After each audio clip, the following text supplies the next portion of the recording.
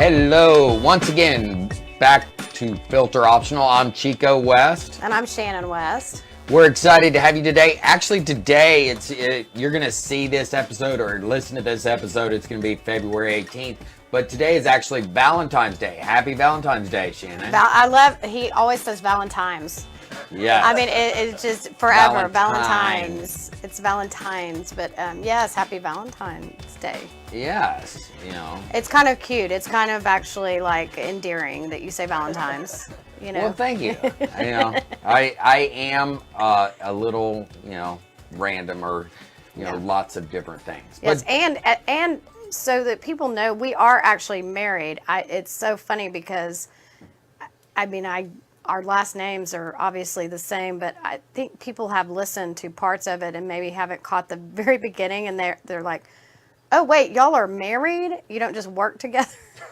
Like, no, we are married. No, we are actually married. But if you come in on different episodes, I think today is our 10th episode, and so we're excited about today. Yeah. But if you missed the first couple, we talked about our marriage and our kids and and the feelings one and what is normal and stuff like that. Right. We definitely. But if you joined us after the first two episodes, you might be a little confused. Right. So once again, this is a Casa Colina production. Casa Colina is a all-male 90-day rehab for substance dependence. Yes, and you are my boss. I am your boss, but we're also partners in this. Yes. And so if you look at the org chart, that happens. It's been our vision since the day we got married. Oh, I talked about it for a long time. Yeah. And so.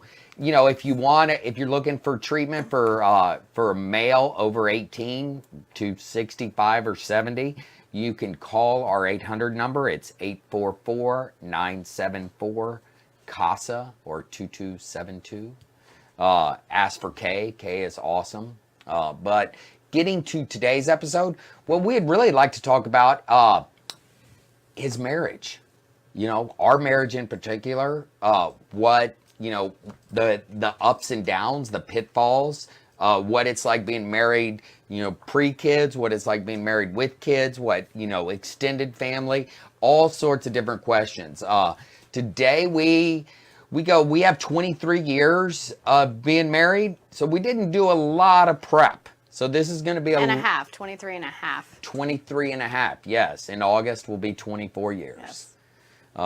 Doesn't seem like it's been that long. That's random. Okay, Chico, go ahead and tell your joke. What's my joke? Tell your joke. I've been married for 23 and a half years. And it's two good ones. Two of them were good. But no, that's a joke. A joke. It is a joke. I mean, so... It's a producer's job to know these kinds of things, but I think Chico made that joke on your very first episode. He probably did. Yes. It's his joke. And so Kevin is our producer, and he does a good job. And he's engaged. And so... we can talk a little bit about, I remember our engagement story, and, expectations going into... How your parents said no to me? Yes. That... true story. But that kind of plays into what we're going to talk about. But your parents did say no. Yes. They were fearful. We talked about in our first episode feelings. Let's maybe talk a little bit about baggage that you bring into a marriage. I think that's good. We all bring in baggage. We don't realize it, when you're in love, when you're like Kevin and newly engaged and stuff like that and getting ready to get married, you're excited. Man, the world is your oyster. We're not going to come down on, his, we're not going to bring it down. But, there's ways that you were brought up. I mean, we were both firstborns. I mean, I think there are things that you need to look at that you don't think. When I dated you, I didn't think about the fact that you were a firstborn and so was I until maybe 10 years into our marriage. And I was like, oh, wait, we're both, control freaks and firstborn and those kind of things. But strong-willed. And, like to have things done a certain way. Yes. And I didn't think about the, my family's own experience with addiction in our family. And it's not just addiction. And when we've talked about addiction. Yeah. Yes, there was addiction, there was trauma, and also how your family just, dealt with, pretty tough issues. Y'all didn't communicate it. My family over communicated. Right. Within my home, like my four walls that I grew up in, we didn't have any real specific events that happened while we were in those four walls, if that makes sense. Like you lost your father when you were 10. That is a traumatic event in your four walls. And Oh, so yes. a lot of the trauma brought into my four walls happened outside of the four walls, if that makes sense. Well, I mean, when we started dating and stuff like that, we were engaged, and you hadn't had a grandparent die. Your Right, granddad yes, died. all my grandparents Your were granddad alive. died when we were engaged. Right, right. You know, and so all the other three were alive at our wedding and stuff Right, like that. You right. didn't even have any loss from those four walls. Right, right. You know, although your dad had loss. Yes. And your My dad- dad had lost his dad when he was 10 in a pretty traumatic, situation. And then, he carried that into our four walls in a way that he was going to be the best dad that there was, but you can't carry that.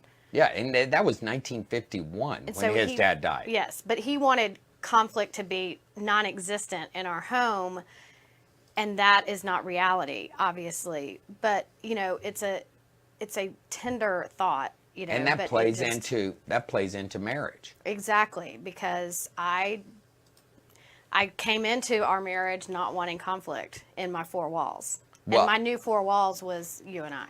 Yes, and the deal is it's crazy. It's like your parents were both the youngest in their family.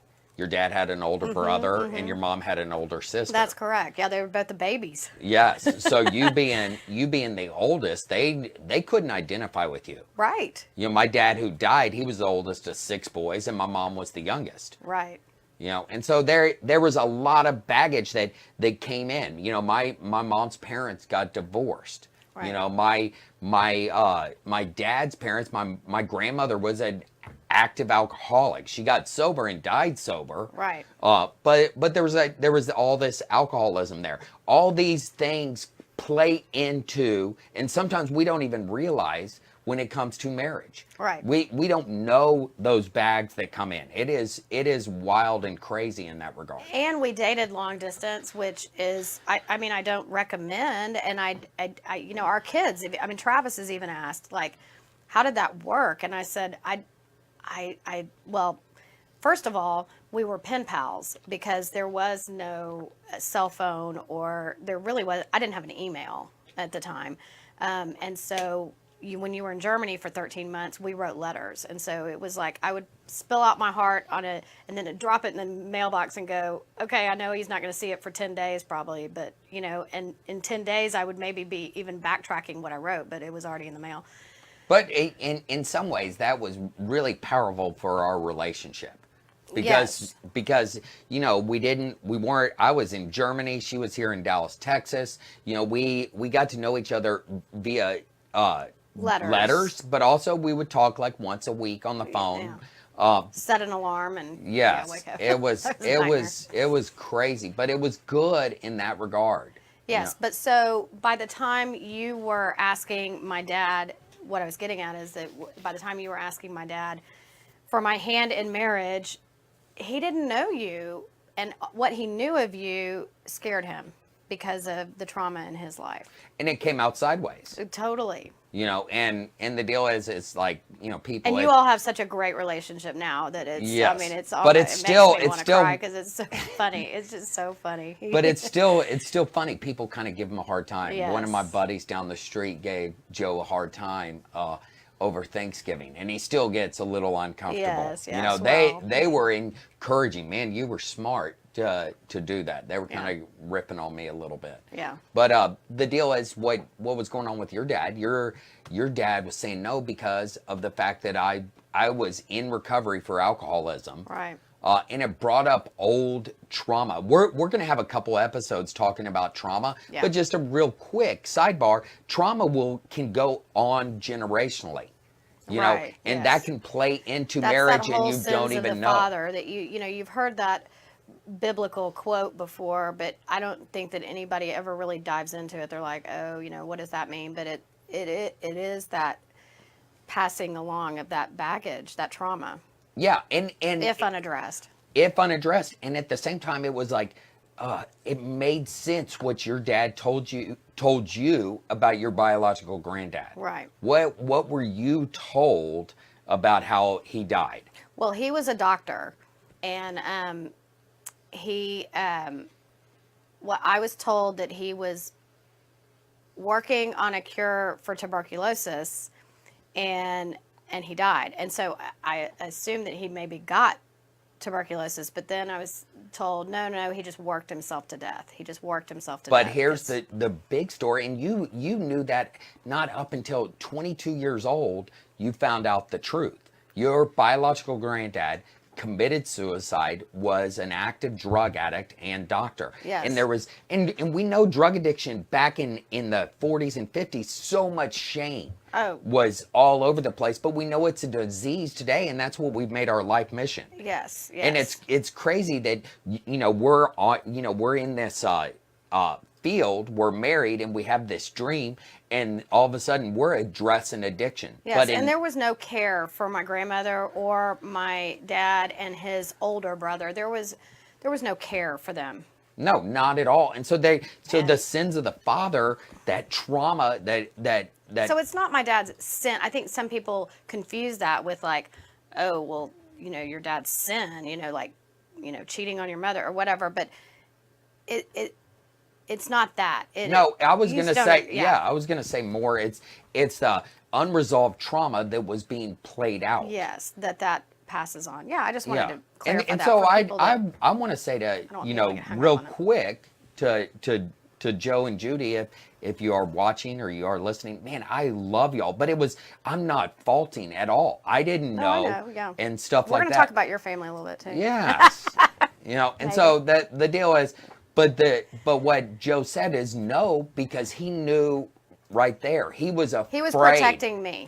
And he was fearful. Again, in those four walls, he was Yeah. protecting me from future conflict. Yes, and he was afraid because he really hadn't experienced people in recovery. Right. And he was afraid that I might commit suicide, all these things. Yes. And so it was good. It was real healthy. So I paused and didn't ask you. I was going to ask you on your birthday in 1994. And then it flooded. Yes. It was crazy. But, And so yeah. we waited another 7 months before I asked you to marry me. Yes. And it was very, very positive. So, so right there, just giving you a little snippet that those things will play out in marriage. At different times it created conflict. You got protective of your dad. Now, Sure. 23 years later, we can laugh about it a little bit. Yeah. There's more joking. But for several years, it's like, oh, let's not bring up that Joe said no to Chico. Right, Yeah. right. But the deal is, that's what happens in family. That baggage came in from Shannon's side. My side, there was baggage. Oh, let's talk about everything, but really not get down to the Yes, and so from nitty-gritty. Chico's, because he had been to treatment and had a family program where everybody, it was like they were vomiting feelings all over the place. Everyone always had to share everything, and so that was overwhelming. And your family was gigantic, but Yeah, but it was overwhelming, and I like how you said they were vomiting. It wasn't a healthy share of feelings. Right. It was truly at different times vomiting. I think of one of the times we were at the lake early in our marriage, pre-kids, we're playing ping pong. Oh yeah, oh gosh. and the testosterone in the room was huge. Well, I was the only girl on the scene for a long time because you have three younger brothers. And you're the oldest, and so I was kind of the only girl. But but I can think of times, even that testosterone stuff. Monopoly boards being thrown and everything, and I'm like, what is happening? I don't like this kind of conflict, like where they're tipping over Monopoly boards. But it would affect our marriage. Yes. You would take it on. I would not be as sensitive, or compassionate. But there. it also affected our marriage in a way where I would feel like when and if any of your family members or you would try to give me advice on how to talk to my parents, there would be this like we kind of like this like you need to go in and you need to tell your dad, you need to confront this and you need to work it out and you Well, all need and to I talk about think it. one of the things we And I'm did. like, no, that would put me on the defensive because that's not how I. Well, and one of the things we did, which is real unhealthy, and I've said it in another episode, is we should all over you. Yes. And the word I'm saying is should. But I Like, try you should go, not. you should do you this, should do you should do this. You this. should do that. You should talk to your parents. Yes. I try not to should on Shannon on a daily basis, and I try not to should on my kids, but the deal is we get back into that. And my family was a bunch of shoulders all over the place. Shannon remembers this. My mom, I love my mom, and Mom, if you listen to this, love you. But the deal is, she would should all over me, and I would say, thanks for sharing. Yes, yes. And she didn't like that because she was trying to help, obviously. And so, when you get into these patterns, there are patterns of behavior and communicating that end up going nowhere. Yeah, and so the baggage I brought in is, man, we should all over. We come up with solutions. We try to fix it. We're rescuers. Your patterns are, hey, we don't talk about tough issues. Right. We push that under the rug. That's gonna affect a marriage. Yes. We can both be firstborns, but if one, doesn't really address stuff and the other one shoulds and fixes everything, man, that creates conflict. Yes, and then, it creates conflict with all the, big issues in marriage like money and, Sex. yeah. We don't need to talk about that. Yeah. But let's talk about sex. see, baby. he just went. Yeah, Let's no. talk about you. So let's talk about money a little bit. Okay, she's changing the subject. Yes. Well, actually, we can kind of get back to that. But I also think that when you go into a relationship, you are thinking about how the other person is going to fill your tank. And generally, when you're in the engagement stage, sorry, Kevin, and No problem. your tank is kind of full because you are just loving everything about that person, and your tank is full, and then Life hits. and You you get into marriage and your tank starts to be depleted by life. Okay. Yeah. Like the rent payment, the mortgage payment, the School loans. yeah, I mean, all sorts of stuff.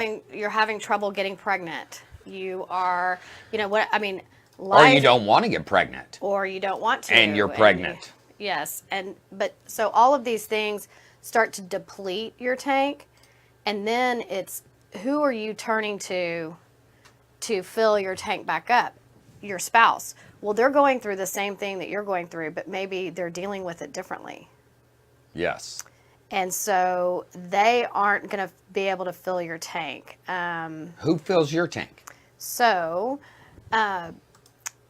right now, I'd like to say that if I am depleted and my tank is empty, I have to go to the Lord.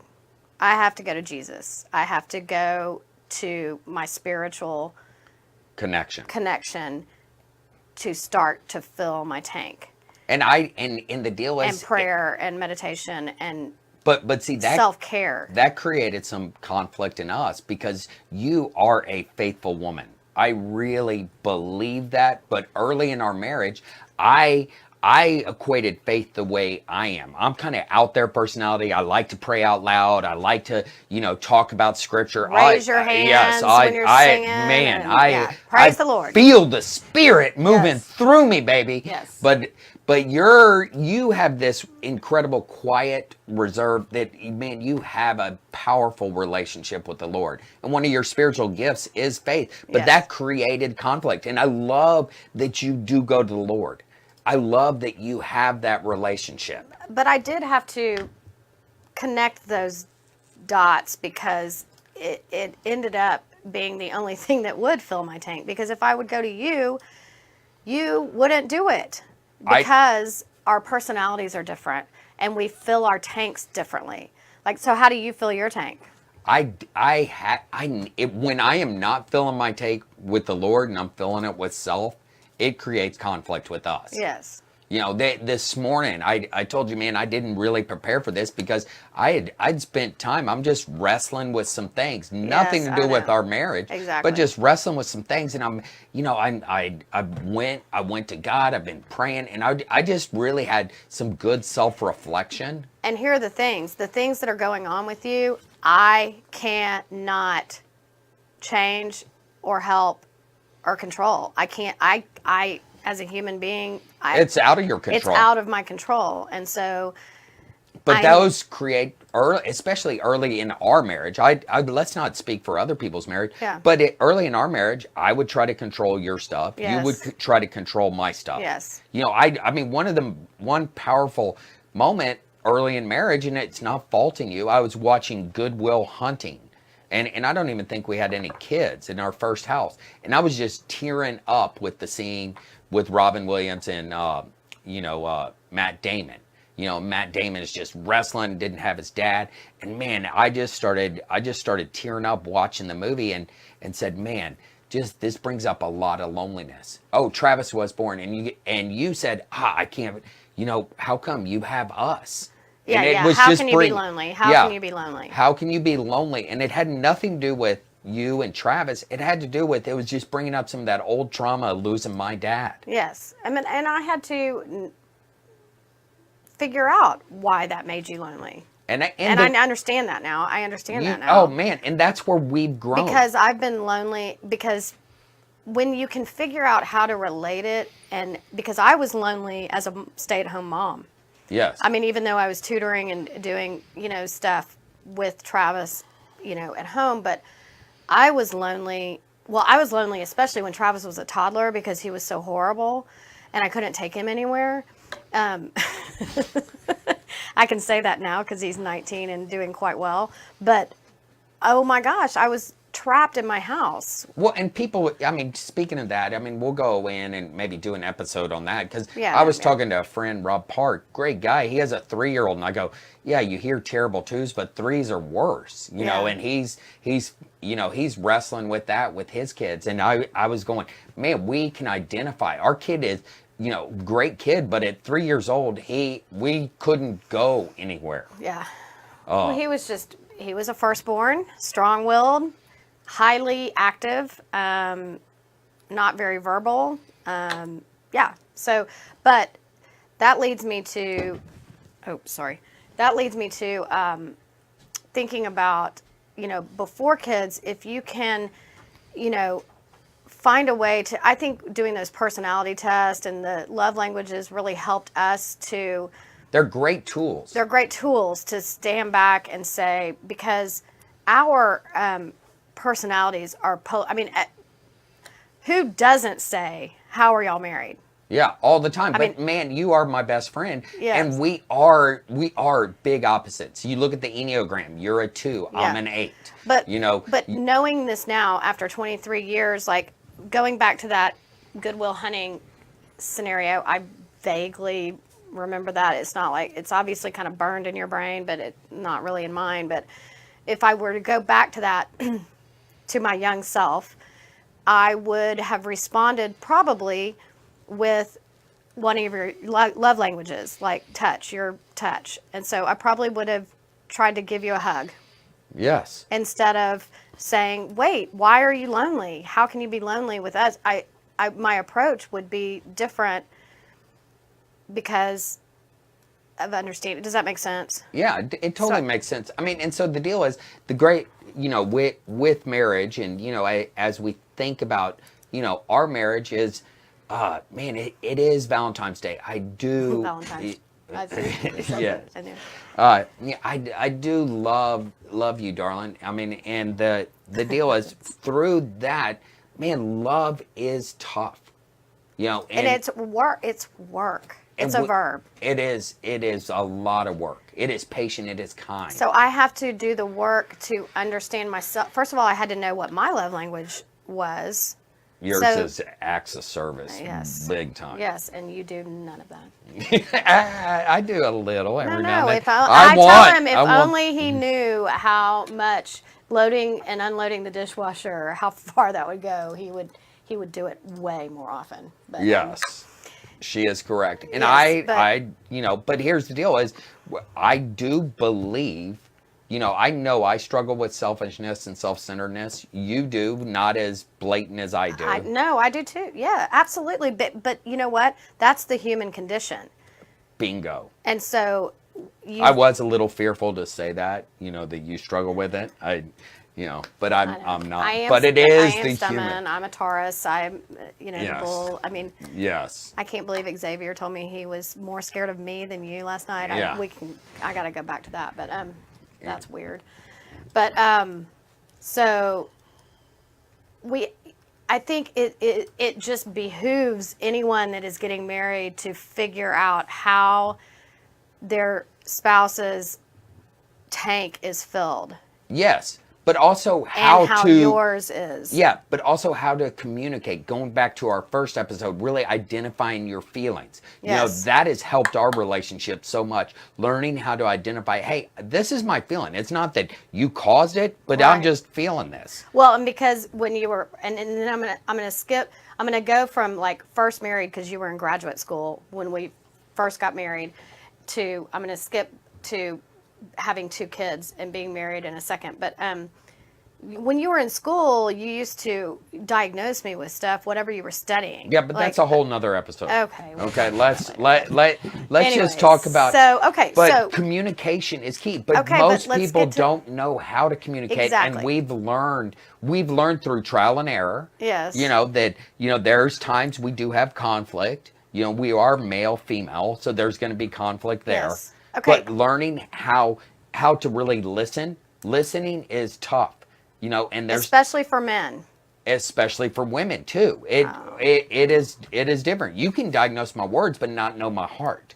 And it goes both ways. I understand that. So that was going to lead me to after we had 2 kids, and I was kind of going crazy. 2 very active boys, with lots of Beck had Giardia, and I mean whatever. I kind of brown out that entire period, but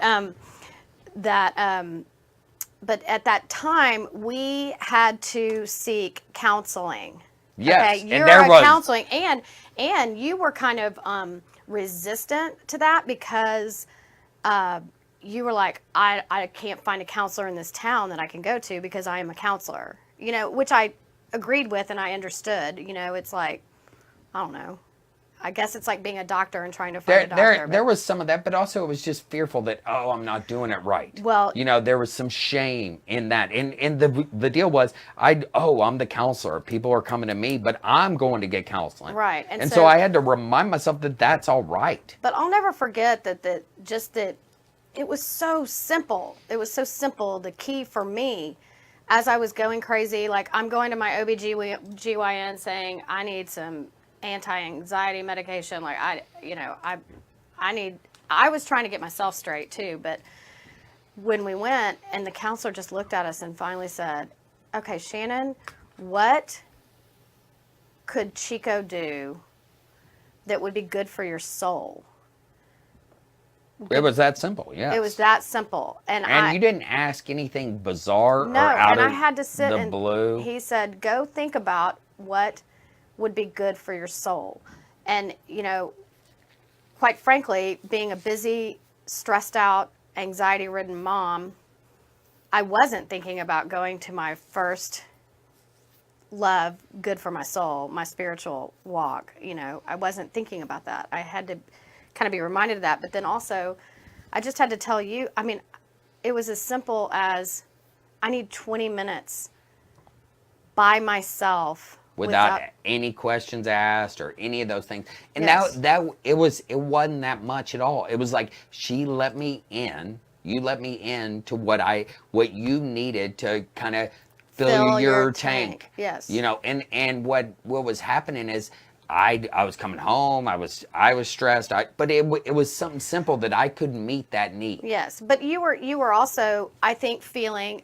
Correct me if I'm wrong. I think you were feeling slighted because you were participating. Like, for instance, you would bathe the kids, but there would always be a yell from the bathroom, like, "Where's the shampoo?" Is And this it's the right. shampoo I use? Which Yeah. shampoo do I use? You know, we had one bathtub, one shower. You know, Yeah. you're like, do I use this shampoo? And you're like reaching for my expensive shampoo or whatever. You know, it just.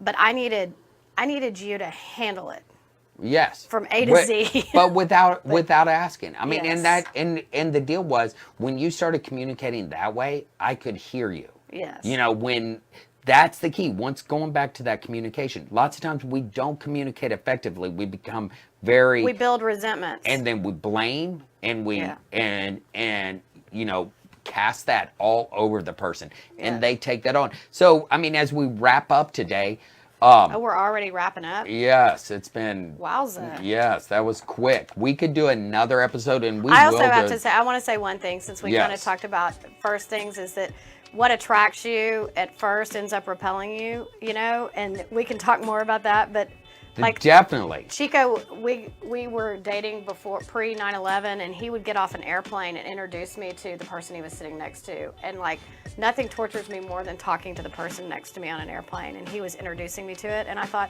this is such a personable guy, what a good guy. But then I was like, oh my God, if you introduce me to some other stranger that we're never going to see again, I'm But gonna go crazy. hey, But we want to thank you. Yeah. It was such a good show. She kind of rambled there. You know, I liked her rambling. Now I struggle with that, but it's good. Okay, yes. You know, so thank y'all. Have a great Valentine's week. You know, love your wife, communicate. Peace out.